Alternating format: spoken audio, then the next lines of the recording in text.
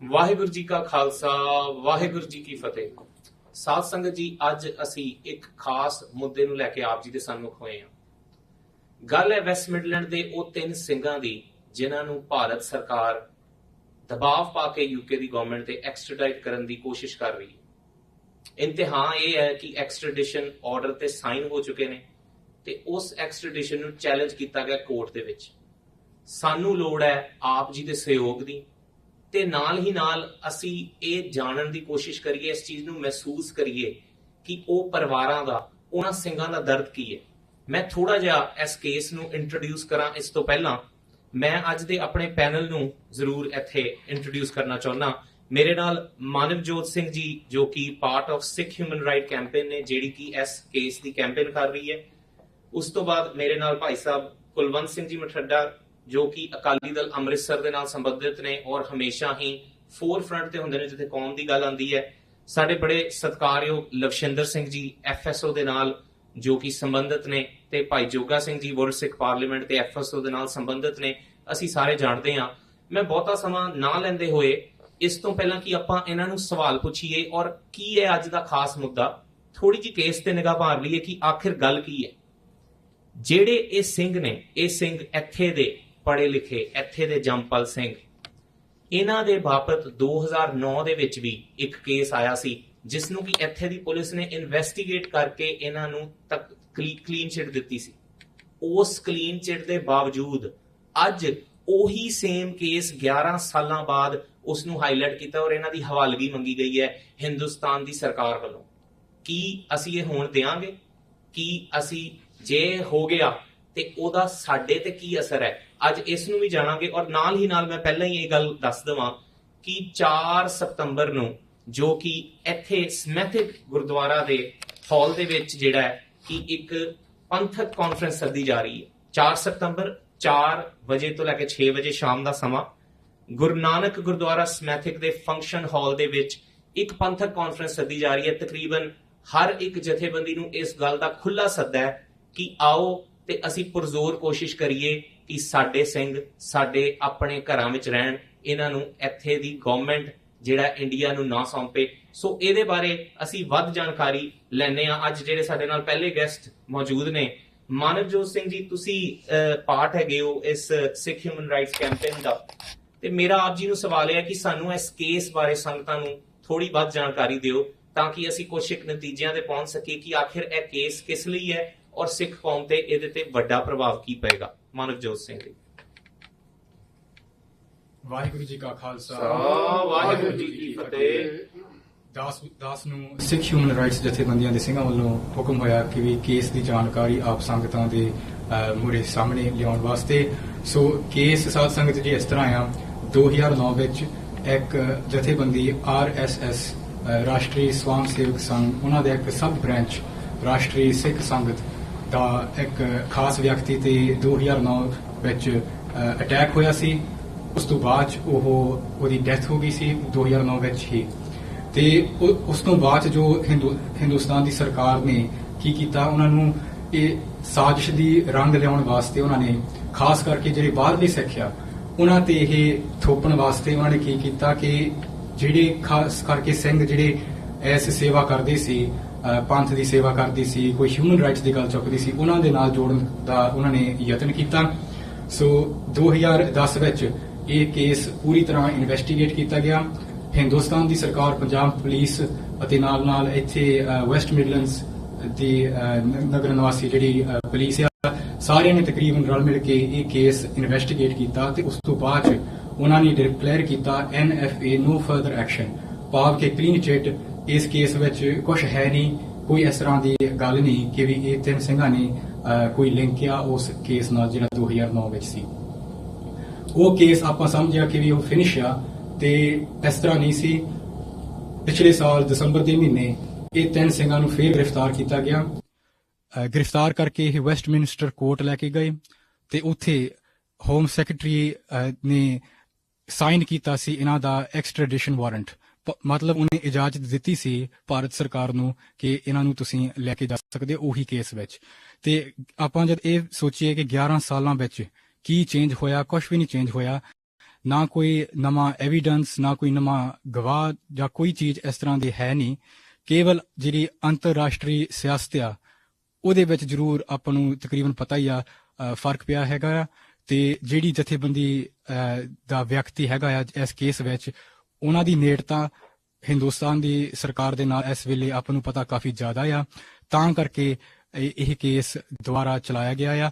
ਇਹ 3 ਸਿੰਘ, ਇਹਨਾਂ ਦੇ ਵਾਸਤੇ ਇਹਨਾਂ ਬਾਰੇ ਥੋੜੀ ਜਿਹੀ ਜਾਣਕਾਰੀ ਜਿੱਦਾਂ ਭਾਈ ਸਾਹਿਬ ਜੀ ਨੇ ਦੱਸੀ ਆ ਕਿ ਵੀ ਇਹ 3 ਅੰਮ੍ਰਿਤਧਾਰੀ ਸਿੰਘ ਆ, ਛੋਟੇ ਛੋਟੇ ਇਹਨਾਂ ਦੇ ਪਰਿਵਾਰ ਆ, ਤੇ ਨਾਲ ਨਾਲ ਇਹ ਪੜ੍ਹੇ ਲਿਖੇ 3 ਸਿੰਘ ਆ। ਪਰ ਇਹਨਾਂ ਦੀ ਸੇਵਾ ਕੀ ਆ, ਇਹਨਾਂ ਨੂੰ ਟਾਰਗੇਟ ਕਿਉਂ ਕੀਤਾ ਗਿਆ? ਕਦੀ ਇਹ ਸਵਾਲ ਜ਼ਰੂਰ ਪੈਦਾ ਹੁੰਦਾ ਆ। ਇਹਨਾਂ ਨੂੰ ਟਾਰਗੇਟ ਕੀਤਾ ਗਿਆ ਤਾਂ ਕਰਕੇ ਕਿ ਕਿਉਂਕਿ ਇਹਨਾਂ ਨੇ ਭਾਰਤ ਜਾ ਕੇ 2005 ਤੋਂ ਲੈ ਕੇ 2008 ਦੇ ਵਿੱਚ ਜਿਹੜੇ ਪੰਜਾਬ ਪੁਲਿਸ ਨੇ ਜ਼ੁਲਮ ਕੀਤੇ ਸੀ ਸਿੱਖਾਂ ਤੇ, ਇਹ ਰਿਕਾਰਡ ਕਰਕੇ ਉਹਨਾਂ ਨੇ ਬੁੱਕ ਵੀ ਛਾਪੀ ਗਈ। ਤੇ ਖਾਸ ਕਰਕੇ ਮੈਂ ਸੰਗਤਾਂ ਨੂੰ ਬੇਨਤੀ ਕਰੂੰਗਾ ਕਿ ਭਾਈ ਜੋਗਾ ਸਿੰਘ ਜੀ ਖਾਨਪੁਰ, ਜਿਨ੍ਹਾਂ ਦਾ ਸਾਰਾ ਪਰਿਵਾਰ ਪੰਜਾਬ ਪੁਲਿਸ ਨੇ ਸ਼ਹੀਦ ਕਰਾ ਦਿੱਤਾ ਸੀ, ਉਹਨਾਂ ਬਾਰੇ ਇਹਨਾਂ ਨੇ ਵੀਡੀਓ ਬਣਾਈ ਸੀ ਤੇ ਕਈ ਇਹਨਾਂ ਦੇ ਇਸ ਤਰ੍ਹਾਂ ਪੰਥਕ ਪ੍ਰੋਗਰਾਮ ਚੱਲਦੇ ਰਹੇ, ਖਾਸ ਕਰਕੇ ਹਿਊਮਨ ਰਾਈਟਸ ਦੇ ਮੁੱਦੇ ਤੇ ਉਸ ਤੋਂ ਜ਼ਿਆਦਾ ਫੋਕਸ ਕਰਕੇ ਪੰਜਾਬ ਪੁਲਿਸ ਦੇ ਜਿਹੜੇ ਆਫਿਸਰ ਆ, ਜਿਹੜਾ ਜ਼ੁਲਮ ਉਹਨਾਂ ਨੇ ਕੀਤਾ ਆ, ਉਹਨਾਂ ਬਾਰੇ ਉਹਨਾਂ ਨੇ ਹਾਈਲਾਈਟ ਕੀਤਾ ਆ। ਸੋ ਭਾਈ ਸਾਹਿਬ ਜੀ, ਆਪਾਂ ਨੂੰ ਦਿਸਦਾ ਹੀ ਆ ਕਿ ਵੀ ਕਿਸ ਤਰ੍ਹਾਂ ਦੀ ਇੱਥੇ ਸਾਜ਼ਿਸ਼ ਚੱਲ ਰਹੀ ਆ, ਤੇ ਇਹ ਸਿੰਘਾਂ ਬਾਰੇ ਜਾਣਕਾਰੀ ਆ ਤੁਹਾਨੂੰ ਜ਼ਿਆਦਾ ਦੱਸਣ ਵਾਸਤੇ ਜੀ। ਬਿਲਕੁਲ, ਬਹੁਤ ਬਹੁਤ ਧੰਨਵਾਦ ਹੈ ਜੀ ਮਾਨਵਜੋਤ ਸਿੰਘ ਜੀ ਨੇ ਜਿਸ ਤਰੀਕੇ ਨਾਲ ਸੰਗਤ ਜੀ ਸਾਨੂੰ ਦੱਸਿਆ ਹੈ ਕਿ ਕਿਸ ਤਰ੍ਹਾਂ ਉਹ ਸਿੰਘ ਜਿਹੜੇ ਕਿ ਹਿਊਮਨ ਰਾਈਟਸ ਦੇ ਬਸ਼ਿੰਦੇ ਸਨ, ਹਿਊਮਨ ਰਾਈਟਸ ਨੂੰ ਬਚਾਉਣ ਦੀ ਕੋਸ਼ਿਸ਼ ਕਰ ਰਹੇ ਸਨ, ਉਹਨਾਂ ਦੇ ਅਗੇਂਸਟ ਇੱਕ ਕੇਸ ਨੂੰ ਰਿਵਾਈਵ ਕਰਕੇ ਉਹਨਾਂ ਦੀ ਦੁਬਾਰਾ ਐਕਸਟ੍ਰੈਡੀਸ਼ਨ ਮੰਗਣਾ। ਔਰ ਬੜੀ ਹੈਰਾਨਗੀ ਦੀ ਗੱਲ ਤਾਂ ਇਹ ਹੈ ਕਿ ਜਿਸ ਮਸਲੇ ਚੋਂ ਇੱਥੇ ਦੀ ਗਵਰਨਮੈਂਟ ਇੰਡੀਆ ਜਾ ਕੇ ਇਨਵੈਸਟੀਗੇਟ ਕਰ ਚੁੱਕੀ ਹੋਵੇ, ਕਲੀਨ ਚਿਟ ਦੇ ਚੁੱਕੀ ਹੋਵੇ, ਉਹਦੇ ਤੇ ਐਕਸਟ੍ਰੈਡੀਸ਼ਨ ਸਾਈਨ ਕਰਨਾ ਬਹੁਤ ਕੁਝ ਕਹਿੰਦਾ ਹੈ। ਮੈਂ ਅੱਗੇ ਵਧਣਾ ਤੇ ਲਵਸ਼ਿੰਦਰ ਸਿੰਘ ਜੀ, ਮੇਰਾ ਆਪ ਜੀ ਨੂੰ ਸਵਾਲ ਹੈ ਜੀ ਕਿ ਅੱਜ ਇਹਨਾਂ 3 ਸਿੰਘਾਂ ਤੇ ਇਹ ਗੱਲ ਆਈ ਹੈ, ਇਹ ਹਿਊਮਨ ਰਾਈਟਸ ਦਾ ਕੰਮ ਕਰਦੇ ਸਨ, ਪੰਜਾਬ ਪੁਲਿਸ ਦੀ ਇਹਨਾਂ ਨੇ ਜਿਹੜੀਆਂ ਕਹਿ ਲਓ ਕਿ ਉਹਨਾਂ ਨੇ ਮਾਰ ਕਾਟ ਕੀਤੀ ਸੀ, ਉਹਨੂੰ ਉਜਾਗਰ ਕਰਨ ਲਈ, ਉਹਨੂੰ ਸੰਗਤਾਂ ਦੇ ਸਾਹਮਣੇ ਲਿਆਉਣ ਲਈ ਇਹਨਾਂ ਨੇ ਕੋਸ਼ਿਸ਼ ਕੀਤੀ।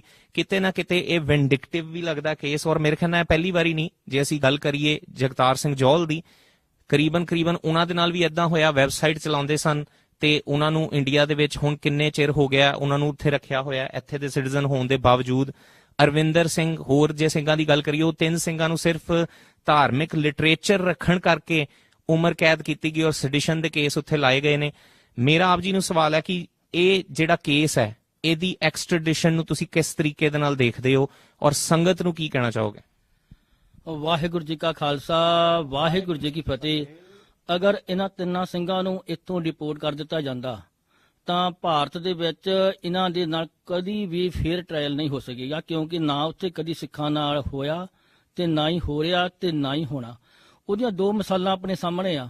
ਪ੍ਰੋਫੈਸਰ ਦਵਿੰਦਰਪਾਲ ਸਿੰਘ ਭੁੱਲਰ ਨੂੰ ਜਰਮਨੀ ਤੋਂ ਡਿਪੋਰਟ ਕੀਤਾ ਗਿਆ ਸੀਗਾ 1993 ਦੇ ਵਿੱਚ ਸ਼ਾਇਦ, ਤੇ ਜਦੋਂ ਉਸ ਨੂੰ ਡਿਪੋਰਟ ਕੀਤਾ ਗਿਆ ਤੇ ਉਹਦੇ ਖਿਲਾਫ ਕੇਸ ਚੱਲਿਆ, 200 ਤੋਂ ਜ਼ਿਆਦਾ ਗਵਾਹ ਸੀਗੀ ਚਲਾਨ ਦੇ ਵਿੱਚ। ਜਦੋਂ ਚਾਰਜ ਸ਼ੀਟ ਕੀਤਾ ਗਿਆ, ਕੇਸ ਅਦਾਲਤ ਵਿੱਚ ਗਿਆ ਤੇ ਸਾਰੇ ਦੇ ਸਾਰੇ ਗਵਾਹ ਮੁੱਕਰ ਗਏ। ਮੇਰਾ ਖਿਆਲ 236 ਗਵਾਹ ਸੀਗੇ, ਸਾਰੇ ਗਵਾਹ ਮੁੱਕਰ ਗਏ। ਪਰ ਉਹਦੇ ਕੋਲੋਂ ਪੁਲਿਸ ਕਸਟਡੀ ਦੇ ਵਿੱਚ ਇੱਕ ਪਲੇਨ ਪੇਪਰ ਤੇ ਸਾਈਨ ਕਰਵਾਏ ਗਏ ਸੀ। ਉਹਨਾਂ ਸਾਈਨਾਂ ਤੇ ਆਪਣੇ ਬਿਆਨ ਲਿਖੇ ਪੁਲਿਸ ਨੇ ਔਰ ਉਸੇ ਦੇ ਆਧਾਰ ਤੇ ਉਸ ਨੂੰ ਫਾਂਸੀ ਦੀ ਸਜ਼ਾ ਦਿੱਤੀ ਔਰ 28 ਸਾਲ ਹੋ ਗਏ ਉਹ ਅੱਜ ਤੱਕ ਜੇਲ੍ਹ ਦੇ ਵਿੱਚ ਆ। ਇਸੇ ਤਰ੍ਹਾਂ ਭਾਈ ਦਇਆ ਸਿੰਘ ਲਾਹੌਰੀਆ ਦੀ ਗੱਲ ਕਰੀਏ, ਉਹ ਅਮਰੀਕਾ ਪਹੁੰਚਦਾ ਆਪਣੀ ਪਤਨੀ ਤੇ ਪੁੱਤਰ ਦੇ ਨਾਲ। ਉਸ ਨੂੰ ਕਾਮਨਵੈਲਥ ਦੀ ਸੰਧੀ 1931 ਅਧੀਨ ਅਮਰੀਕਾ ਤੋਂ ਡਿਪੋਰਟ ਕੀਤਾ ਗਿਆ ਭਾਰਤ। ਉਹਦੇ ਵਿੱਚ ਇੱਕ ਕੰਡੀਸ਼ਨ ਲਾਗੂ ਹੋਈ ਸੀਗੀ ਕਿ ਇਸ ਦੇ ਉੱਪਰ ਭਾਰਤ ਦੇ ਵਿੱਚ ਜੋ ਜਾਊਗਾ ਕੋਈ ਨਵਾਂ ਕੇਸ ਨਹੀਂ ਪਾਇਆ ਜਾਊਗਾ, ਇਹਨਾਂ ਤੇ ਤਸ਼ੱਦਦ ਨਹੀਂ ਹੋਊਗਾ, ਇਹਨਾਂ ਨੂੰ ਸਜ਼ਾਏ ਮੌਤ ਨਹੀਂ ਹੋਵੇਗੀ। ਪਰ ਹੋਇਆ ਬਿਲਕੁਲ ਉਲਟ। ਭਾਈ ਦਇਆ ਸਿੰਘ ਲਾਹੌਰੀਆ ਤੇ ਤਸ਼ੱਦਦ ਵੀ ਹੋਇਆ, ਉਹਦੇ ਤੇ 9 ਕੇਸ ਹੋਰ ਪਾ ਦਿੱਤੇ ਗਏ, ਜਦ ਕਿ ਉਸ ਦੀ ਜਿਹੜੀ ਐਕਸਟ੍ਰੈਡੀਸ਼ਨ ਸੀਗੀ ਉਹ ਕੇਵਲ 3 ਕੇਸਾਂ 'ਚ ਹੋਈ ਸੀ। ਸੋ 9 ਕੇਸ ਵੀ ਹੋਰ ਪਾਏ, ਤਸ਼ੱਦਦ ਵੀ ਹੋਇਆ ਔਰ ਅੱਜ ਤੱਕ 26 ਸਾਲ ਹੋ ਗਏ ਉਹ ਜੇਲ੍ਹ ਦੇ ਵਿੱਚ ਕੈਦ ਭੁਗਤ ਰਿਹਾ, ਉਮਰ ਕੈਦ। ਸੋ ਇਸ ਕਰਕੇ ਜੇ ਅਗਰ ਇਹ ਸਿੰਘ ਵੀ ਵਾਪਸ ਜਾਂਦੇ ਆ ਤੇ ਇਹਨਾਂ ਦਾ ਵਾਪਸ ਆਉਣਾ ਅਸੰਭਵ ਆ। ਸੋ ਮੇਰੀ ਸਮੁੱਚੀ ਸਿੱਖ ਕੌਮ ਨੂੰ, ਖਾਸ ਕਰਕੇ ਇੰਗਲੈਂਡ ਨਿਵਾਸੀ ਸਿੱਖ ਸੰਗਤ ਨੂੰ ਬੇਨਤੀ ਆ ਕਿ ਇਹਨਾਂ ਨੌਜਵਾਨਾਂ ਨੂੰ ਆਪਣੇ ਬੱਚੇ ਸਮਝ ਕੇ ਇਹਨਾਂ ਦਾ ਸਾਥ ਦਈਏ। 4 ਸਤੰਬਰ ਨੂੰ ਜੋ ਪੰਥਕ ਇਕੱਤਰਤਾ ਇੱਥੇ ਹੋ ਰਹੀ ਆ ਗੁਰਦੁਆਰਾ ਗੁਰੂ ਨਾਨਕ ਸਮਾਧਕ ਵਿਖੇ, ਇਹਦੇ ਵਿੱਚ ਸ਼ਾਮਲ ਹੋਵੋ। ਅਤੇ ਇਹਦੇ ਨਾਲ ਹੀ 22 ਅਤੇ 23 ਸਤੰਬਰ ਨੂੰ ਇਹ ਕੇਸ ਚੱਲਣਾ ਆ ਲੰਡਨ ਦੇ ਵਿੱਚ। ਉਹ 2 ਦਿਨ ਦੀ ਮੇਰੀ ਬੇਨਤੀ ਆ ਕਿ ਜਿਹੜੇ ਕੰਮਾਂ ਕਾਰਾਂ ਵਾਲੇ ਸਿੱਖ ਆ ਉਹ ਜ਼ਰੂਰ ਜੇ ਹੋ ਸਕਦਾ ਤੇ ਆਪਣੀ ਛੁੱਟੀ ਬੁੱਕ ਕਰੋ ਔਰ ਇਹਨਾਂ ਦੇ ਹੱਕ ਦੇ ਵਿੱਚ ਉੱਥੇ ਆਪਣਾ ਆਵਾਜ਼ ਬੁਲੰਦ ਕਰੋ, ਤਾਂ ਕਿ ਆਪਾਂ ਇੱਥੋਂ ਦੀ ਸਰਕਾਰ ਤੇ ਇਹ ਦਬਾਅ ਪਾ ਸਕੀਏ ਕਿ ਇਹਨਾਂ ਦੀ ਹਵਾਲਗੀ ਹਰ ਹਾਲਤ ਦੇ ਵਿੱਚ ਰੋਕੀ ਜਾ ਸਕੇ। ਉੱਥੇ ਫੇਅਰ ਟ੍ਰਾਇਲ ਤਾਂ ਇੰਨਾ ਮਾੜਾ ਆ ਕਿ ਜੇ ਬੰਦਾ 20 ਸਾਲ ਹੋ ਗਿਆ ਜੇਲ੍ਹ ਦੇ ਵਿੱਚ, 20 ਸਾਲਾਂ ਬਾਅਦ ਕੋਈ ਹੋਰ ਬੰਦਾ ਫੜਿਆ ਜਾਂਦਾ ਤੇ ਉਹਦੇ ਬਿਆਨਾਂ ਦੇ ਆਧਾਰ ਤੇ ਆਪੇ ਬਿਆਨ ਲੈ ਕੇ ਪੁਲਿਸ ਵਾਲੇ ਨਵੇਂ ਕੇਸ ਵਿੱਚ ਫੇਰ ਪ੍ਰੋਡਕਸ਼ਨ ਬ੍ਰਾਂਡ ਲਿਜਾ ਕੇ ਉੱਤੇ ਨਵਾਂ ਕੇਸ ਪਾ ਸਕਦੇ ਆ। ਇਹ ਅੱਜ ਦਾ ਨਹੀਂ, ਇਹ ਸ਼ੁਰੂ ਤੋਂ ਚੱਲਦਾ ਹੀ ਆਇਆ। ਸੋ ਇਸ ਕਰਕੇ ਇਹਨਾਂ ਦੇ ਹੱਕ ਦੇ ਵਿੱਚ ਖੜਨਾ ਹਰੇਕ ਸਿੱਖ ਦਾ ਬਹੁਤ ਜ਼ਰੂਰੀ ਫਰਜ਼ ਆ। ਸੋ ਇਸ ਫਰਜ਼ ਨੂੰ ਪਛਾਣਨ ਦੀ ਆਪਾਂ ਨੂੰ ਲੋੜ ਆ। ਜਿਸ ਤਰ੍ਹਾਂ ਕਿ ਸੰਗਤ ਜੀ ਭਾਈ ਲਵਸ਼ਿੰਦਰ ਸਿੰਘ ਜੀ ਨੇ ਕਾਫੀ ਗੱਲ ਕਲੀਅਰ ਕਰ ਦਿੱਤੀ, ਮੈਂ ਥੋੜਾ ਜਿਹਾ ਇਹਦੇ ਵਿੱਚ ਐਡੀਸ਼ਨ ਕਰ ਦਵਾਂ ਕਿ ਜਿਹੜੇ ਡਾਇਰੈਕਟਿਵਸ ਹੁੰਦੇ ਨੇ ਯੂਨਾਈਟਿਡ ਨੇਸ਼ਨਸ ਦੇ ਐਕਸਟ੍ਰੈਡੀਸ਼ਨ ਨੂੰ ਲੈ ਕੇ, ਉਹਦੇ ਵਿੱਚ ਕੁਝ ਸ਼ਰਤਾਂ ਹੁੰਦੀਆਂ ਨੇ। ਕੈਪੀਟਲ ਪਨਿਸ਼ਮੈਂਟ ਨਹੀਂ ਹੋ ਸਕਦੀ, ਜਿਹੜਾ ਇਨਹਿਊਮਨ ਟਾਰਚਰ ਨਹੀਂ ਹੋ ਸਕਦਾ, ਔਰ ਜਿਸ ਤਰ੍ਹਾਂ ਕਿ ਭਾਈ ਸਾਹਿਬ ਨੇ ਗੱਲ ਕੀਤੀ ਸੀ ਕਿ ਕੋਈ ਨਵੇਂ ਕੇਸ ਨਹੀਂ ਪਾਏ ਜਾਣਗੇ, ਜਿਹੜਾ ਕੇਸ ਪਰਟੇਨਿੰਗ ਹੈ ਉਹਦੇ ਰਿਗਾਰਡਿੰਗ ਹੀ ਇਨਵੈਸਟੀਗੇਸ਼ਨ ਹੋਏਗੀ। ਇੰਡੀਆ ਦਾ ਟਰੈਕ ਰੈਕਰਡ ਇਹ ਕਲੀਅਰਲੀ ਦੱਸਦਾ ਹੈ ਕਿ ਕਿਸੇ ਦੀ ਵੀ ਐਕਸਟ੍ਰੈਡੀਸ਼ਨ ਇੱਕ ਤਰੀਕੇ ਦਾ ਉਹਦਾ ਮੌਤ ਦਾ ਵਾਰੰਟ ਸਾਈਨ ਕਰਨ ਦੀ ਬਰਾਬਰ ਹੈ। ਤੇ ਇਹ ਚੀਜ਼ਾਂ ਜਾਣਦੇ ਹੋਏ ਐਕਸਟ੍ਰੈਡਾਈਟ ਕਰਨਾ ਜਾਂ ਕਰਨ ਬਾਰੇ ਸੋਚਣਾ ਜਾਂ ਕਰਨ ਦਾ ਡਿਸੀਜਨ ਦੇਣਾ, ਇਹ ਸਾਡੇ ਸਿੱਖ ਕੌਮ, ਸਮੁੱਚੀ ਸਿੱਖ ਕੌਮ, ਖਾਸ ਕਰਕੇ ਸਿੱਖ ਡਾਇਸਪੋਰਾ ਜਿਹੜਾ ਬਾਹਰ ਵਸਦਾ ਹੈ, ਉਹਦੇ ਲਈ ਬਹੁਤ ਜ਼ਿਆਦਾ ਖਤਰਨਾਕ ਹੈ। ਕੁਲਵੰਤ ਸਿੰਘ ਮਠੱਡਾ ਜੀ, ਮੈਂ ਆਪ ਜੀ ਤੇ ਆਉਣਾ, ਬਹੁਤ ਸਾਰੇ ਕੇਸ ਆਏ ਬਗਾਏ ਐਕਸਟ੍ਰੈਡੀਸ਼ਨ ਦੇ ਵੀ ਚੱਲਦੇ ਨੇ, ਬਾਹਰ ਦੇ ਮੁਲਕਾਂ ਤੋਂ ਐਕਸਟ੍ਰੈਡਾਈਟ ਕਰਨ ਦੀ ਗੱਲ ਹੁੰਦੀ ਹੈ। ਅਣਗਿਣਤ ਸਿੱਖ ਨੇ ਜਿਨ੍ਹਾਂ ਦਾ ਅਸੀਂ ਨਾਂ ਲੈ ਸਕਦੇ ਹਾਂ। ਕੋਸ਼ਿਸ਼ ਕਈ ਵਾਰੀ ਕੀਤੀ ਗਈ ਹੈ ਔਰ ਉਹਨੂੰ ਨਾਕਾਮ ਵੀ ਕੀਤਾ ਗਿਆ। ਉੱਥੇ ਅੱਜ ਮਿਨੋਰਟੀ ਲਈ ਜਿਹੜਾ ਕਾਨੂੰਨ ਹੋ ਰਿਹਾ, ਜਿਹੜੀਆਂ ਬਹੁਤ ਗਿਣਤੀ ਦੇ ਵਿੱਚ ਕੌਮਾਂ, ਉਹਨਾਂ ਵਾਸਤੇ ਕਾਨੂੰਨ ਹੋ ਰਿਹਾ। 25-25 ਸਾਲ ਤੋਂ ਸਾਡੇ ਨੌਜਵਾਨ ਜੇਲ੍ਹਾਂ ਦੇ ਅੰਦਰ ਬੰਦ ਆ, ਸਜ਼ਾਵਾਂ ਉਹਨਾਂ ਦੀਆਂ ਪੂਰੀਆਂ ਹੋ ਚੁੱਕੀਆਂ, ਕੇਸ ਉਹਨਾਂ ਦੇ ਤੇ ਕੋਈ ਨਹੀਂ, ਸਰਕਾਰ ਉਹਨਾਂ ਨੂੰ ਰਿਹਾ ਨਹੀਂ ਕਰ ਰਹੀ। ਔਰ ਦੂਜੀ ਗੱਲ ਇਹ ਹੈਗੀ ਕਿ ਜਿਹੜੀ ਭਾਰਤ ਦੀ ਸਰਕਾਰ ਆ, ਉਹਦੀ ਹਮੇਸ਼ਾ ਹੀ ਅੱਖ ਰਹੀ ਆ ਕਿ ਜਿਹੜੇ ਵੀ ਵਿਦੇਸ਼ਾਂ ਦੇ ਅੰਦਰ ਸਾਡੇ ਸਿੱਖ ਨੌਜਵਾਨ ਆ ਜਾਂ ਪੰਥਕ ਜਥੇਬੰਦੀਆਂ ਆਪਣੇ ਕੌਮ ਦੇ ਉੱਤੇ ਹੋਏ ਜ਼ੁਲਮ ਦੀ ਗੱਲ ਕਰਦੀਆਂ, ਜਾਂ ਸਾਡੇ ਉੱਤੇ ਜਿਹੜੀ ਅੱਜ ਦੀ ਡੇਟ 'ਚ ਉੱਥੇ ਭਾਰਤ ਦੇ ਅੰਦਰ ਧੱਕੇਸ਼ਾਹੀ ਹੋ ਰਹੀ ਆ, ਔਰ ਉਹਦੇ ਲਈ ਇੱਥੋਂ ਆਵਾਜ਼ ਉਠਾਉਣੀ ਆ ਵੀ ਉਹਨਾਂ ਨੂੰ ਕਿੱਦਾਂ ਟਾਰਗੇਟ ਕੀਤਾ ਜਾਵੇ। ਔਰ ਮਿਸਾਲ ਆਪਣੇ ਸਾਹਮਣੇ ਆ, ਨੌਜਵਾਨਾਂ ਨੂੰ ਪਹਿਲਾਂ ਇਸੇ ਕੇਸ ਦੇ ਵਿੱਚ ਜਿਹੜਾ ਸਰਕਾਰਾਂ ਨੇ ਅਰੈਸਟ ਕੀਤਾ, ਇਹਨਾਂ ਨੂੰ ਸਰਕਾਰਾਂ ਨੇ ਕਲੀਨ ਚਿੱਟ ਦਿੱਤੀ। ਮੈਨੂੰ ਯਾਦ ਆ ਉਸ ਵੇਲੇ ਵੀ ਭਾਰਤ ਦੀ ਸਰਕਾਰ ਜਿਹੜੀ ਉਹ ਮੰਗ ਰਹੀ ਸੀ ਵੀ ਇਹਨਾਂ ਨੂੰ ਹਵਾਲੇ ਕੀਤਾ ਜਾਵੇ, ਪਰ ਸਰਕਾਰ ਨੇ ਇਹ ਗੱਲ ਕਹੀ ਸੀ ਕਿ ਅਸੀਂ ਤੁਹਾਨੂੰ ਨਹੀਂ, ਇਹਨਾਂ ਨੂੰ ਨੌਜਵਾਨਾਂ ਨੂੰ ਦੇ ਸਕਦੇ, ਅਸੀਂ ਇਹਨਾਂ ਦੀ ਇਨਵੈਸਟੀਗੇਸ਼ਨ ਕਰਾਂਗੇ। ਸੋ ਸਰਕਾਰ ਕਲੀਨ ਚਿੱਟ ਦੇਣ ਦੇ ਬਾਵਜੂਦ 11-12 ਸਾਲ ਦੇ ਬਾਅਦ ਜਿਹੜਾ ਫਿਰ ਉਹੀ ਕੇਸ ਜਿਹੜਾ ਖੁੱਲਿਆ, ਆਪਾਂ ਨੂੰ ਇਹ ਸਿੱਧਾ ਪਤਾ ਕਿ ਭਾਰਤ ਸਰਕਾਰ ਦੇ ਦਬਾਅ ਦੇ ਹੇਠ ਆ ਕੇ ਇਹਨਾਂ ਨੌਜਵਾਨਾਂ ਨੂੰ ਟਾਰਗੇਟ ਕੀਤਾ ਜਾ ਰਿਹਾ। ਸੋ ਉੱਥੇ ਮੈਂ ਆਪਣੀ ਜਾਣਕਾਰੀ ਵੀ ਦੱਸ ਦੇਵਾਂ ਕਿ ਅਸੀਂ ਤਕਰੀਬਨ, ਮੈਨੂੰ ਵੀ 17-18 ਸਾਲ ਹੋ ਗਏ ਯੂਕੇ ਦੇ ਵਿੱਚ ਰਹਿੰਦਿਆਂ ਨੂੰ। ਦਸੰਬਰ ਮਹੀਨੇ ਦੇ ਵਿੱਚ ਮੈਂ ਇੱਥੇ ਯੂਕੇ 'ਚ ਬੈਠਾ 18 ਸਾਲ, ਉੱਥੇ ਦੀ ਸਰਕਾਰ ਨੇ ਸਾਡੇ ਤੇ ਇੱਥੇ ਬੈਠਿਆਂ ਦੇ UAPA ਐਕਟ ਲਾਤਾ। ਸੋ ਕਹਿਣ ਦਾ ਮਤਲਬ ਉੱਥੇ ਪੂਰੀਆਂ ਧੱਜੀਆਂ ਉਡਾ ਰਹੀਆਂ, ਸਿੱਖ ਕੌਮ ਨੂੰ ਪੂਰਾ ਨਿਸ਼ਾਨਾ ਬਣਾਇਆ ਜਾ ਰਿਹਾ। ਸੋ ਇਹਦੇ ਲਈ ਮੈਂ ਬਾਹਲੀ ਗੱਲ ਨਹੀਂ ਕਹਿਣਾ ਚਾਹੁੰਦਾ ਕਿ ਅੱਜ ਇਹ ਜਿਹੜਾ ਮਸਲਾ ਪੂਰੀ ਸਿੱਖ ਕੌਮ ਦਾ ਆ, ਇਹ ਤਿੰਨਾਂ ਨੌਜਵਾਨਾਂ ਦਾ ਮਸਲਾ ਨਹੀਂ। ਨਾਲ ਮੈਂ ਇਹ ਵੀ ਗੱਲ ਕਹਿ ਦੇਵਾਂ ਕਿ ਇਕੱਲੇ ਇੰਗਲੈਂਡ ਦਾ ਵੀ ਮਸਲਾ ਨਹੀਂ, ਇਹ ਪੂਰੀ ਵਰਲਡ ਵਾਈਡ ਸਾਡੀ ਜਿਹੜੀ ਪੂਰੇ ਦੇਸ਼ਾਂ ਵਿਦੇਸ਼ਾਂ ਸਾਡੀ ਸਿੱਖ ਕੌਮ ਵੱਸਦੀ ਆ, ਉਹਨੂੰ ਅੱਜ ਇਸ ਮੁੱਦੇ ਦੇ ਉੱਤੇ ਇਕੱਠੇ ਹੋ ਕੇ ਜਿੱਥੇ ਵੀ ਸਾਰੇ ਆਪੋ ਆਪਣੀਆਂ ਕੰਟਰੀਆਂ ਵਿੱਚ ਸਾਡੀਆਂ ਸਿੱਖ ਜਿਹੜੀਆਂ ਪੰਥਕ ਜਥੇਬੰਦੀਆਂ ਹੈਗੀਆਂ ਜਾਂ ਸਾਡੀਆਂ ਹਿਊਮਨ ਰਾਈਟ ਆਰਗੇਨਾਈਜੇਸ਼ਨ ਹੈਗੇ ਆ, ਉਹਨਾਂ ਨੂੰ ਵੀ ਇਸ ਮੁੱਦੇ ਦੇ ਉੱਤੇ ਇਹਨਾਂ 3 ਨੌਜਵਾਨਾਂ ਦੀ ਜਿਹੜੀ ਭਾਰਤ ਹਵਾਲਗੀ ਦੀ ਮੰਗ ਕਰ ਰਿਹਾ, ਉਹਦੇ ਖਿਲਾਫ ਜਿਹੜਾ ਸਾਨੂੰ ਡਟ ਕੇ ਕੌਮਾਂਤਰੀ ਪੱਧਰ ਦੇ ਉੱਤੇ ਆਵਾਜ਼ ਬੁਲੰਦ ਕਰਨੀ ਚਾਹੀਦੀ ਆ। ਔਰ ਮੈਂ ਇੱਕ ਗੱਲ ਦੱਸਣੀ ਚਾਹੁੰਦਾ, ਜੇ ਅੱਜ ਇਹਨਾਂ ਨੌਜਵਾਨਾਂ ਨੂੰ ਉੱਥੋਂ ਦੀ ਭਾਰਤ ਸਰਕਾਰ ਕਿਸੇ ਨਾ ਕਿਸੇ ਤਰ੍ਹਾਂ ਲੈ ਗਈ ਔਰ ਜੋ ਇਹਨਾਂ ਦੇ ਉੱਤੇ ਤਸ਼ੱਦਦ ਢਾਈ ਗਈ, ਅਸੀਂ ਤਾਂ ਤਸ਼ੱਦਦ ਸਾਰਾ ਕੁਝ ਝੱਲ ਕੇ। ਸੋ ਕਹਿਣ ਦਾ ਮਤਲਬ ਹੈ ਆਉਣ ਵਾਲੇ ਸਮੇਂ ਦੇ ਅੰਦਰ ਇਹ ਸਾਡੇ ਜਿਹੜੇ ਬਾਹਰ ਸਾਡੀਆਂ ਜਥੇਬੰਦੀਆਂ ਜਾਂ ਸਿੱਖ ਨੌਜਵਾਨ ਜਿਹੜੇ ਆਪਣੇ ਪੰਥ ਦੀ ਕੌਮ ਦੀ ਗੱਲ ਕਰਦੇ, ਉਹਨਾਂ ਵਾਸਤੇ ਇੱਕ ਬਹੁਤ ਵੱਡੀ ਚਿੰਤਾ ਦੀ ਗੱਲ ਜਿਹੜੀ ਸਾਡੇ ਵਾਸਤੇ ਹੈਗੀ ਆ ਕਿ ਫਿਰ ਆਉਣ ਵਾਲੇ ਸਮੇਂ ਸਰਕਾਰ ਹੋਰ ਜਿਹੜੇ ਵਿਦੇਸ਼ਾਂ 'ਚ ਬੈਠੇ ਉਹਨਾਂ ਦੀ ਹਵਾਲਗੀ ਦੀ ਮੰਗ ਜਿਹੜੀ ਉਹ ਕਰੂਗੀ। ਸੋ ਇਸ ਕਰਕੇ ਜਿਹੜਾ 4 ਤਰੀਕ ਨੂੰ ਇੱਥੇ ਗੁਰੂ ਨਾਨਕ ਗੁਰਦੁਆਰਾ ਸਮੈਰਕ ਦੇ ਵਿੱਚ ਬਹੁਤ ਵੱਡੀ ਇੱਕ ਪੰਥਕ ਇਕੱਤਰਤਾ ਰੱਖੀ ਗਈ ਆ, ਉਹਦੇ ਵਿੱਚ ਸਾਰੀਆਂ ਪੰਥਕ ਜਥੇਬੰਦੀਆਂ, ਹਿਊਮਨ ਰਾਈਟ ਆਰਗੇਨਾਈਜੇਸ਼ਨਾਂ, ਗੁਰੂ ਘਰ ਦੀਆਂ ਪ੍ਰਬੰਧਕ ਕਮੇਟੀਆਂ, ਜਿਹੜੀਆਂ ਹੋਰ ਵੀ ਆਰਗੇਨਾਈਜੇਸ਼ਨਾਂ ਜਿਹੜੀਆਂ ਹਿਊਮਨ ਰਾਈਟ ਤੇ ਕੰਮ ਕਰ ਰਹੀਆਂ, ਕਿਉਂਕਿ ਇਹ ਮਸਲਾ ਇੱਕ ਹਿਊਮਨ ਰਾਈਟ ਦਾ ਹੈਗਾ ਕਿ ਇਹਨਾਂ ਨੌਜਵਾਨਾਂ ਨੂੰ ਉੱਥੇ ਲਿਜਾ ਕੇ ਭਾਰਤ ਦੇ ਅੰਦਰ ਇਹਨਾਂ ਦੇ ਉੱਤੇ ਕੇਸ ਚਲਾਇਆ ਜਾਵੇ, ਇਹਨਾਂ ਨੂੰ ਜਿਹੜਾ ਮਾਨਸਿਕ ਤੌਰ ਦੇ ਉੱਤੇ ਇਹਨਾਂ ਤੇ ਤਸ਼ੱਦਦ ਕੀਤਾ ਜਾਵੇ, ਸਰੀਰਕ ਤੌਰ ਦੇ ਉੱਤੇ ਕੀਤਾ ਜਾਵੇ। ਸੋ ਸਾਡਾ ਸਾਰੀ ਸਿੱਖ ਕੌਮ ਦਾ ਫਰਜ਼ ਬਣਦਾ ਅਸੀਂ ਵੱਧ ਚੜ੍ਹ ਕੇ ਇਹਨਾਂ ਨੌਜਵਾਨਾਂ ਦੇ ਹੱਕ ਦੇ ਵਿੱਚ ਔਰ ਭਾਰਤ ਦੀ ਹਵਾਲਗੀ ਨੂੰ ਰੋਕਣ ਲਈ ਆਪਾਂ ਸਾਰੇ ਇਕਮੁੱਠ ਹੋ ਕੇ ਇੱਕ ਮੰਚ ਦੇ ਉੱਤੇ ਇਕੱਠੇ ਹੋਈਏ। ਔਰ ਉਦੋਂ ਨੂੰ ਜਿਹੜੀ 4 ਸਤੰਬਰ ਨੂੰ ਕਾਨਫਰੰਸ ਹੋ ਰਹੀ ਹੈ ਗੁਰੂ ਨਾਨਕ ਗੁਰਦੁਆਰਾ ਸਮੈਰਕ, ਉਹਦੇ ਲਈ ਆਪਾਂ ਸਾਰੀਆਂ ਸੰਗਤਾਂ ਵੱਧ ਚੜ੍ਹ ਕੇ ਆਪਾਂ ਸਾਰੇ ਪਹੁੰਚੀਏ। ਔਰ ਮੈਂ ਇਹ ਵੀ ਬੇਨਤੀ ਕਰਨੀ ਚਾਹੁੰਦਾ ਜਿਹੜਾ ਸਾਡਾ ਹੋਰ ਵੀ ਇੰਗਲੈਂਡ ਦਾ ਮੀਡੀਆ ਉਹ ਵੀ ਇਸ ਗੱਲ ਨੂੰ ਜਿਹੜਾ ਚੱਕੇ, ਇਹ ਨਾ ਹੋਵੇ ਕਿ ਸਾਡੇ 1-2 ਮੀਡੀਆ ਜਿਹੜੇ ਹੈਗੇ ਆ ਉਹੀ ਇਸ ਗੱਲ ਨੂੰ ਹਾਈਲਾਈਟ ਕਰਨ। ਸਾਡੇ ਸਾਰੇ ਮੀਡੀਆ ਦਾ ਫਰਜ਼ ਬਣਦਾ ਕਿ ਅਸੀਂ ਇਹਨਾਂ ਨੌਜਵਾਨਾਂ ਦੀ ਭਾਰਤ ਹਵਾਲਗੀ ਰੋਕਣ ਲਈ ਵੱਧ ਤੋਂ ਵੱਧ ਆਪਣੇ ਮੀਡੀਆ ਰਾਹੀਂ ਜਿਹੜੀ ਆਵਾਜ਼ ਬੁਲੰਦ ਕਰੀਏ। ਇਹ ਸਾਡਾ ਸਾਰੀਆਂ ਸੰਗਤਾਂ ਦਾ ਫਰਜ਼ ਬਣਦਾ। ਹਾਂਜੀ, ਧੰਨਵਾਦ। ਬਿਲਕੁਲ, ਬਹੁਤ ਬਹੁਤ ਧੰਨਵਾਦ ਕੁਲਵੰਤ ਸਿੰਘ ਜੀ। ਜਿਹੜੀ ਤੁਸੀਂ ਗੱਲ ਕੀਤੀ ਮੈਂ ਉਸੇ ਗੱਲ ਤੇ ਆਉਣਾ। ਆਖਿਰ ਸੰਗਤ ਜੀ ਇੱਕ ਸਵਾਲ ਸਾਨੂੰ ਆਪਣੇ ਆਪ ਨੂੰ ਪੁੱਛਣ ਦੀ ਲੋੜ ਹੈ।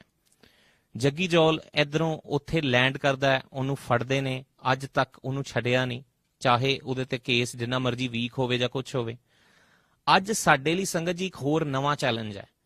ਉਹ ਚੈਲੰਜ ਸਾਡਾ ਇਹ ਹੈ ਕਿ ਯੂਕੇ ਦਾ ਡਾਇਸਪੋਰਾ, USA ਦਾ, ਕੈਨੇਡਾ ਦੇ ਵਿੱਚ ਜਿਹੜੇ ਸਿੱਖ ਵਸਦੇ ਨੇ ਇਹ ਐਕਟਿਵ ਨੇ, ਔਰ ਇਹ ਐਕਟਿਵ ਨੇ ਆਪਣੇ ਜੈਨੋਸਾਈਡ ਦੇ ਮਸਲੇ ਨੂੰ ਉਜਾਗਰ ਕਰਨ ਲਈ। ਇਹ ਐਕਟਿਵ ਨੇ ਕਿ ਜੋ ਹਿਊਮਨ ਰਾਈਟ ਵਾਇਓਲੇਸ਼ਨ ਸਾਡੇ ਨਾਲ ਹੋਈਆਂ ਨੇ ਉਹਨੂੰ ਦੁਨੀਆ ਦੇ ਵਿੱਚ ਕਿਵੇਂ ਲੈ ਕੇ ਜਾਣਾ ਹੈ, ਦੁਨੀਆ 'ਚ ਲੌਬਿੰਗ ਕਿੱਦਾਂ ਕਰਨੀ ਹੈ।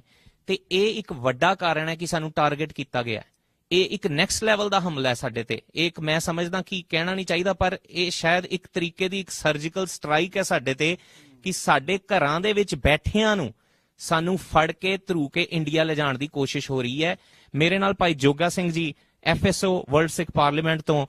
ਭਾਈ ਜੋਗਾ ਸਿੰਘ ਜੀ, ਮੇਰਾ ਆਪ ਜੀ ਨੂੰ ਸਵਾਲ ਹੈ, ਤੁਸੀਂ ਬਹੁਤ ਕਰੀਬੀ ਉਹ 3 ਸਿੰਘਾਂ ਦਾ ਜਿਹੜਾ ਕੇਸ ਸੀਗਾ ਜਿਹਦੇ ਪਿੱਛੇ ਅਸੀਂ ਯੂਨਾਈਟਿਡ ਨੇਸ਼ਨ 'ਚ ਵੀ ਵਫਦ ਲੈ ਕੇ ਗਏ ਔਰ ਉੱਥੇ ਇੱਕ ਪ੍ਰੋਟੈਸਟ ਵੀ ਕੀਤਾ। ਕੇਵਲ ਕਿਤਾਬਾਂ ਰੱਖਣ ਦੇ ਅਫਜ਼ਾਨੇ ਵਿੱਚ, ਸਿਰਫ ਕਿਤਾਬਾਂ, ਧਾਰਮਿਕ ਕਿਤਾਬਾਂ, ਉਹਨਾਂ ਰੱਖਣ ਦੇ ਅਫਜ਼ਾਨੇ 'ਚ ਉਹਨਾਂ ਤੇ ਧਾਰਾ ਆਰਟੀਕਲ 21-22 ਦੇ ਸੈਡੀਸ਼ਨ ਦੇ ਕੇਸ ਲਾਏ ਗਏ ਨੇ, ਉਮਰ ਕੈਦਾਂ ਦਿੱਤੀਆਂ ਗਈਆਂ। ਕੀ ਚਾਂਸ ਹੈ ਇਹਨਾਂ 3 ਸਿੰਘਾਂ ਦਾ ਔਰ ਕਿੰਨੀ ਸਟਰੋਂਗ ਹੈ ਇਹ ਐਕਸਟ੍ਰੈਡੀਸ਼ਨ ਦੀ ਪੂਰੀ ਕਾਰਵਾਈ? ਇਹਦੇ ਬਾਰੇ ਸੰਗਤਾਂ ਨੂੰ ਜ਼ਰੂਰ ਜਾਣਕਾਰੀ ਦਿਓ ਜੀ। ਵਾਹਿਗੁਰੂ ਜੀ ਕਾ ਖਾਲਸਾ, ਵਾਹਿਗੁਰੂ ਜੀ ਕੀ ਫਤਿਹ। ਹਾਂਜੀ, ਜਿਹੜਾ ਭਾਈ ਮਨਪ੍ਰੀਤ ਸਿੰਘ ਹੁਣੀ ਸਵਾਲ ਕੀਤਾ, ਭਾਈ ਅਰਵਿੰਦਰ ਸਿੰਘ ਜੀ ਤਾਂ ਉਹਦੇ 2 ਸਾਥੀ ਜਿਨ੍ਹਾਂ ਦੇ ਕੋਲ ਧਾਰਮਿਕ ਲਿਟਰੇਚਰ ਜਿਹੜਾ ਕਿ ਉੱਥੇ ਆਮ ਦੁਕਾਨਾਂ 'ਚ ਵਿਕਦਾ, ਬੈਨ ਨਹੀਂ ਹੈਗਾ, ਉਹ ਰੱਖਣ ਦੇ ਦੋਸ਼ ਵਿੱਚ ਉਹਨਾਂ ਤੇ UPA ਲਾ ਕੇ ਉਹਨਾਂ ਨੂੰ ਉਮਰ ਭਰ ਦੀ ਸਜ਼ਾ ਦੇ ਦਿੱਤੀ ਗਈ ਪੰਜਾਬ ਦੇ ਵਿੱਚ 2 ਸਾਲ ਪਹਿਲਾਂ। ਸੋ ਇਸ ਤੋਂ ਇਲਾਵਾ ਉਹਨਾਂ ਨੇ ਭਾਈ ਪਰਮਜੀਤ ਸਿੰਘ ਪੰਮੇ ਦੀ ਵੀ ਕੋਸ਼ਿਸ਼ ਕੀਤੀ।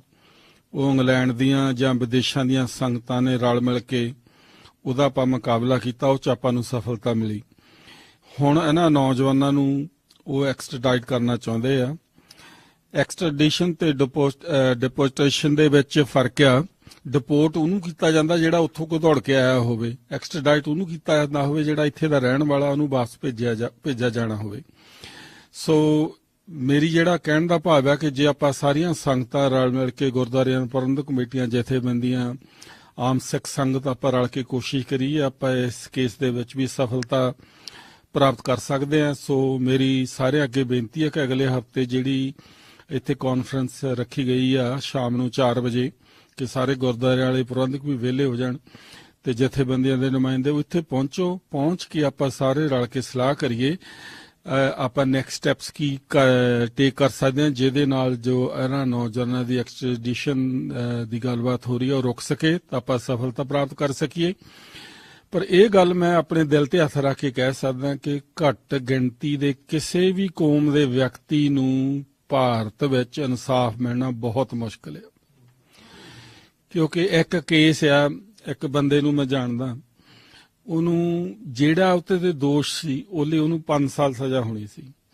ਜਦੋਂ ਉਹਨੂੰ 7 ਸਾਲ ਸਜ਼ਾ ਕੱਟ ਲਈ, ਜੱਜ ਨੇ ਉਹਨੂੰ ਕਿਹਾ ਤੇ ਜੱਜ ਨੂੰ ਤਰਸ ਆ ਗਿਆ ਵੀ ਤੂੰ ਗਲਤੀ ਮੰਨ ਜਾ, ਤੇਰੀ ਸਜ਼ਾ ਪੂਰੀ ਹੋ ਗਈ, ਮੈਂ ਤੈਨੂੰ ਅੱਜੇ ਹੀ ਛੱਡ ਦਿੰਦਾ, ਨਹੀਂ ਤਾਂ ਤੇਰੀ ਇੱਥੇ ਤੂੰ ਕਿੱਥਾਂ ਭੁਗਤ ਜਾਣਾ। ਜਾਣੀ ਉੱਥੇ ਨਾ ਵੀ ਕੁਛ ਕੀਤਾ ਹੋਵੇ ਫੇਰ ਵੀ 15-15, 20-20 ਸਾਲ ਜੇਲ੍ਹਾਂ ਕੱਟਣੀਆਂ ਪੈ ਜਾਂਦੀਆਂ।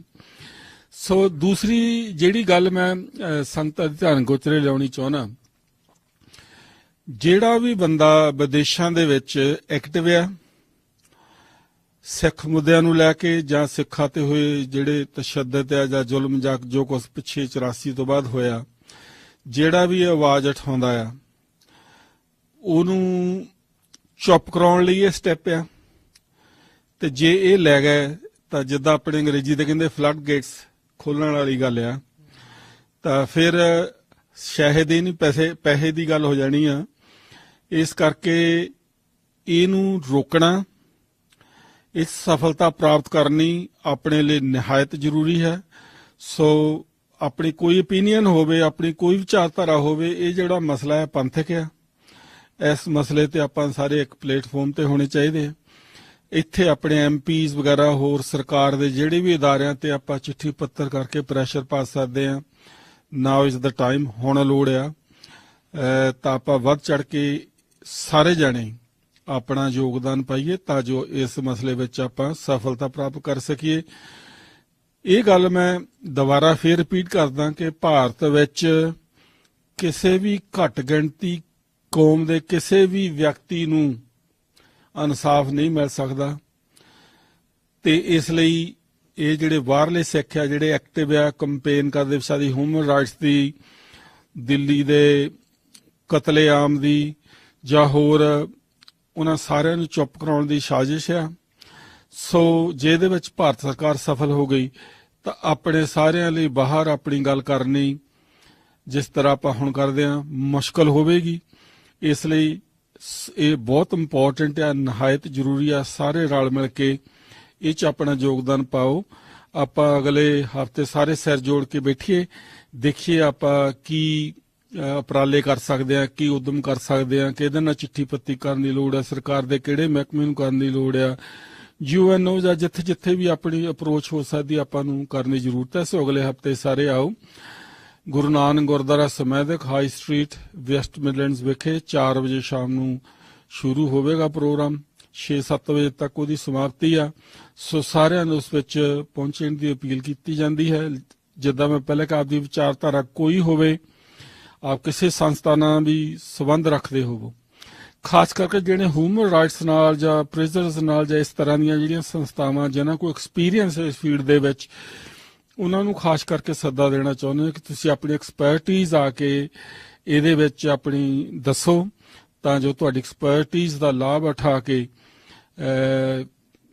ਜਿੰਨੀਆਂ ਵੀ ਆਪਣੀਆਂ ਹਿਊਮਨ ਰਾਈਟਸ ਆਰਗੇਨਾਈਜੇਸ਼ਨਾਂ UK ਵਿੱਚ ਜਾਂ ਵਿਦੇਸ਼ਾਂ ਵਿੱਚ ਵੀ ਕੰਮ ਕਰਦੀਆਂ, ਉਹ ਜ਼ਰੂਰੀ ਨਹੀਂ ਇੰਗਲੈਂਡ ਦੇ ਬਾਕੀ ਮੁਲਕਾਂ ਨੂੰ ਵੀ ਅਸੀਂ ਬੇਨਤੀ ਕਰਦੇ, ਜਿਹੜੇ ਸਾਡੇ ਵੀਰ ਯੂਰਪ ਵਿੱਚ, ਅਮਰੀਕਾ, ਕੈਨੇਡਾ ਜਾਂ ਹੋਰ ਮੁਲਕਾਂ ਦੇ ਵਿੱਚ ਇਸ ਕੇਸ ਦੇ ਵਿੱਚ ਚਿੱਠੀ ਪੱਤਰ ਕਰਕੇ UN ਨੂੰ ਜਾਂ ਆਪਾਂ ਅਗਲੇ ਹਫ਼ਤੇ ਡਿਸਾਈਡ ਕਰਾਂਗੇ, ਉਹਦੇ ਵਿੱਚ ਸਾਰੇ ਜ਼ਰੂਰ ਮਦਦ ਕਰੋ ਤਾਂ ਜੋ ਇਹਨਾਂ ਨੌਜਵਾਨਾਂ ਦੀ ਜਿਹੜੀ ਐਕਸਟ੍ਰੈਡੀਸ਼ਨ ਆ ਉਹ ਆਪਾਂ ਰੋਕ ਸਕੀਏ। ਧੰਨਵਾਦ ਜੀ। ਕਿਸਾਨ ਮੋਰਚੇ ਤੇ ਜਿਹੜੇ ਮੋਰਚੇ ਤੇ ਬੈਠੇ ਨੇ, ਜਿਹੜੇ ਐਕਟਿਵਿਜ਼ਮ ਕਰ ਰਹੇ ਨੇ, ਉਹਨਾਂ ਤੇ ਵੀ ਸੈਡੀਸ਼ਨ ਦੇ ਚਾਰਜ ਨੇ। ਜਿਹੜੇ ਸਰਬੱਤ ਖਾਲਸਾ ਕਰਦੇ ਨੇ ਉਹਨਾਂ ਤੇ ਵੀ ਸੈਡੀਸ਼ਨ ਦੇ ਚਾਰਜ ਨੇ। ਜਿਹੜੇ ਗੁਰੂ ਸਾਹਿਬ ਦੀਆਂ ਬੇਦਬੀਆਂ ਲਈ ਮੁਜ਼ਾਹਰੇ ਕਰਦੇ ਨੇ ਉਹਨਾਂ ਤੇ ਵੀ ਸੈਡੀਸ਼ਨ ਦੇ ਚਾਰਜ ਨੇ। ਤੇ ਤੁਸੀਂ ਖੁਦ ਸੋਚ ਕੇ ਵੇਖੋ ਸੰਗਤ ਜੀ ਕਿ ਜਿਹੜੇ ਸਿੰਘਾਂ ਨੂੰ ਉਹ ਇੱਥੋਂ ਲੈ ਕੇ ਜਾਣਗੇ ਉਹਨਾਂ ਦਾ ਕੀ ਉੱਥੇ ਹਸ਼ਰ ਹੋਏਗਾ। ਮੇਰੇ ਖਿਆਲ ਨਾਲ ਇਹਦੇ ਵਿੱਚ ਕੋਈ ਅਤਕਥਨੀ ਨਹੀਂ। ਮੇਰੇ ਹਿਸਾਬ ਦੇ ਨਾਲ ਆਪਾਂ ਜ਼ਰੂਰ ਉੱਥੇ 4 ਤਰੀਕ ਨੂੰ ਪਹੁੰਚੀਏ। ਮੈਂ ਫਾਈਨਲ ਜਿਹੜਾ ਵਰਡਿਕਟ ਹੈ, ਕਿਉਂਕਿ ਕੇਸ ਦੇ ਉੱਤੇ ਜਿਹੜੇ ਕੰਮ ਕਰ ਰਹੇ ਨੇ, ਜਿਨ੍ਹਾਂ ਦੀ ਕੈਂਪੇਨ ਹੈ, ਮੈਂ ਉਹਨਾਂ ਨੂੰ ਜ਼ਰੂਰ ਬੇਨਤੀ ਕਰਾਂਗਾ ਕਿ ਉਹ ਸੰਗਤ ਨੂੰ ਕੋਈ ਮੈਸੇਜ ਦੇਣ, ਇਸ ਕਾਨਫਰੰਸ ਬਾਰੇ ਵੀ ਥੋੜੀ ਜਾਣਕਾਰੀ ਦੇਣ, ਹੀਅਰਿੰਗ ਦੀਆਂ ਡੇਟਸ ਇੱਕ ਵਾਰੀ ਫਿਰ ਦੱਸ ਦੇਣ, ਔਰ ਨਾਲ ਹੀ ਨਾਲ ਇਹ ਦੱਸ ਦੇਣ ਸਾਨੂੰ ਕਿ ਅੱਗੇ ਪ੍ਰੋਗਰਾਮ ਕੀ ਹੈ ਇਸ ਕੈਂਪੇਨ ਨੂੰ ਲੈ ਕੇ। ਹਾਂਜੀ ਹਾਂਜੀ ਭਾਈ ਸਾਹਿਬ ਜੀ, ਜਾਣਕਾਰੀ ਇਸ ਪ੍ਰਕਾਰ ਆ ਕਿ 4 ਤਰੀਕ ਨੂੰ ਸਾਰੀ ਸੰਗਤਾਂ ਨੇ ਪਹੁੰਚਣਾ। ਸਿੱਖ ਜਥੇਬੰਦੀਆਂ, ਸਿੱਖ ਸੰਗਤਾਂ ਨੇ ਸਾਰਿਆਂ ਨੇ ਵੱਧ ਚੜ ਕੇ ਪਹੁੰਚਣਾ ਤੇ ਉੱਥੇ ਗਾਂ ਮਤੇ ਐਲਾਨ ਕਰੋਗੇ। ਸੋਸ਼ਲ ਮੀਡੀਆ ਤੇ ਸਿੱਖ ਹਿਊਮਨ ਰਾਈਟਸ ਦੇ ਪੇਜ ਆ, ਉਹਨਾਂ ਨੂੰ ਜ਼ਰੂਰ ਤੁਸੀਂ ਫੋਲੋ ਕਰੋ। ਉਹਦੇ ਉੱਤੇ ਆਪਾਂ ਹੋਰ ਜਾਣਕਾਰੀ ਤੇ ਅਪਡੇਟ ਨਾਲ ਦੱਸੂਗੇ। ਬਹੁਤ ਬਹੁਤ ਧੰਨਵਾਦ ਹੈ ਜੀ। ਸੋ ਅੱਜ ਸੰਗਤ ਜੀ, ਅੱਜ ਸਾਡੇ ਵੱਲੋਂ ਇੰਨਾ ਹੀ।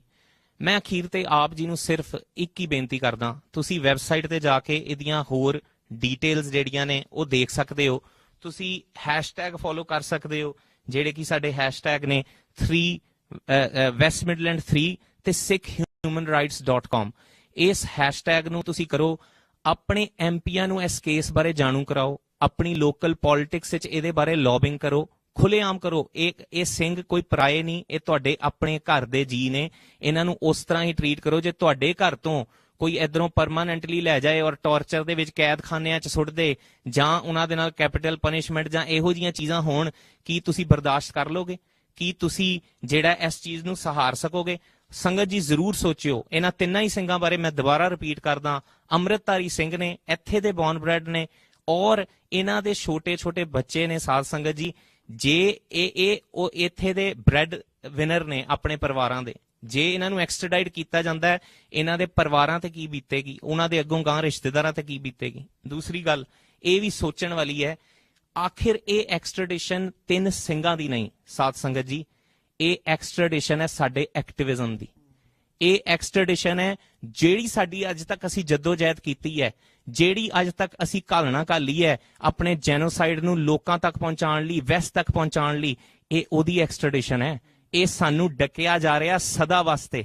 ਸੋ ਮੇਰੀ ਫਿਰ ਇੱਕ ਵਾਰੀ ਬੇਨਤੀ ਹੈ, 4 ਤਰੀਕ ਨੂੰ ਭਰਵਾਂ ਹੁੰਗਾਰਾ ਸਮੈਤਿਕ ਗੁਰਦੁਆਰੇ ਵਿਖੇ ਪਹੁੰਚੋ ਔਰ 4 ਵਜੇ ਤੋਂ ਲੈ ਕੇ 6 ਵਜੇ ਆਪਣੀ ਹਾਜ਼ਰੀ ਭਰੋ।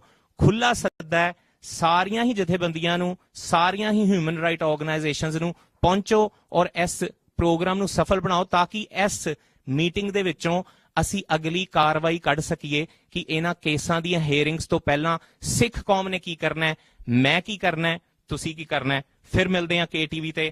ਅੱਜ ਇੱਥੇ ਹੀ ਇਜਾਜ਼ਤ ਦੇਣਾ ਜੀ। ਵਾਹਿਗੁਰੂ ਜੀ ਕਾ ਖਾਲਸਾ, ਵਾਹਿਗੁਰੂ ਜੀ ਕੀ ਫਤਿਹ।